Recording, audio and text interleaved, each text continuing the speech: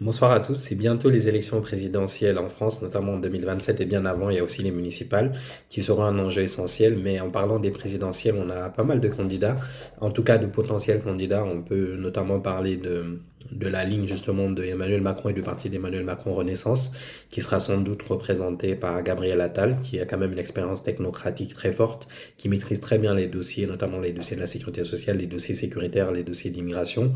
Plus globalement, il a une vue à 360 degrés de ce qui est gouverner et de ce qu'est être un Premier ministre. Il connaît parfaitement les dossiers et il a des atouts. Bien évidemment, il est député très récemment, il a une moindre implantation locale, mais il peut apporter du renouveau. Et puis, il a aussi une bonne connaissance justement de la jeunesse et des réseaux sociaux et des nouveaux moyens de communication. Bien évidemment, il y a aussi Dominique de Villepin à droite, où on peut le placer un peu à droite ou un peu à gauche selon d'où on se place.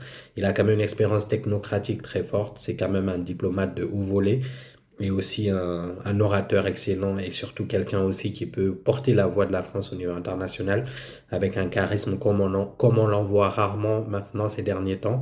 Et donc, du coup, il a aussi ce verbe, on se rappelle tous de son discours à l'ONU pour dénoncer l'invasion américaine en Irak. Il a quand même cette poigne-là.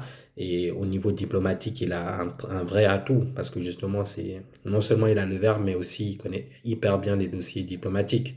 Il pourra très bien représenter la France au niveau international dans un contexte assez tendu. Bien sûr, il a cette faiblesse-là de ne pas avoir d'implantation locale, mais il a toutes ses cartes à jouer. Il y a aussi Glucksmann, qui est aussi au parti, disons, au parti de gauche, peut aussi être une alternative, mais il a eu un débat très récemment avec un autre chroniqueur et ça a été très difficile pour lui de résister, notamment de bien se défendre sur les questions de sécurité sociale et sur les questions économiques. Mais bien évidemment, il reste une grande alternative à gauche.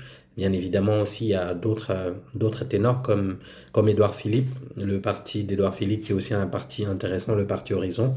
Édouard Philippe aussi a eu l'expérience justement d'avoir une forme de gouvernance. Il a été Premier ministre, donc il connaît parfaitement bien les dossiers. Bien sûr, il a aussi, bien évidemment, une implantation locale, notamment au Havre. Donc, c'est quelqu'un aussi qui peut apporter pas mal de choses, bien évidemment.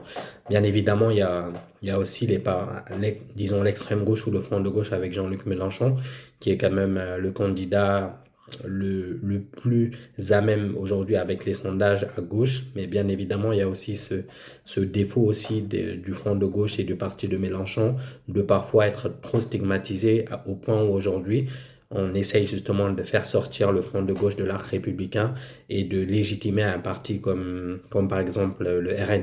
Justement, le RN, ils ont ce candidat-là, Jordan Bardella, qui a aussi une expérience. C'est vrai qu'il a une expérience au niveau du Parlement européen, qui est aussi, disons d'une certaine manière, connaît un peu les dossiers, mais un peu moins que des gens qui ont eu à exercer. Donc, il a ce défaut-là, mais ils ont l'avantage quand même d'avoir une implantation locale et d'être aujourd'hui pratiquement premier dans la plupart des sondages. Donc, bien évidemment, il y a d'autres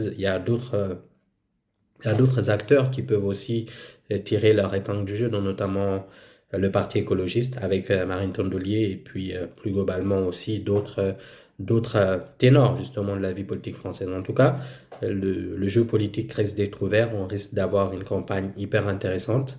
Il faudra justement que les partis de gauche réussissent à rassembler et les partis de droite aussi réussissent à rassembler. C'est vrai que M. Sarkozy parle d'une ouverture justement de son parti à l'extrême droite. Donc bien évidemment que s'il y a une union du parti républicain et de l'extrême droite au second tour, on pourra penser que justement ils pourront faire face au bloc de gauche, d'autant plus que le bloc de gauche n'est pas uni. Donc ce sera une campagne intéressante et ce sera intéressant d'analyser cette campagne-là. En tout cas, j'ai hâte d'y assister.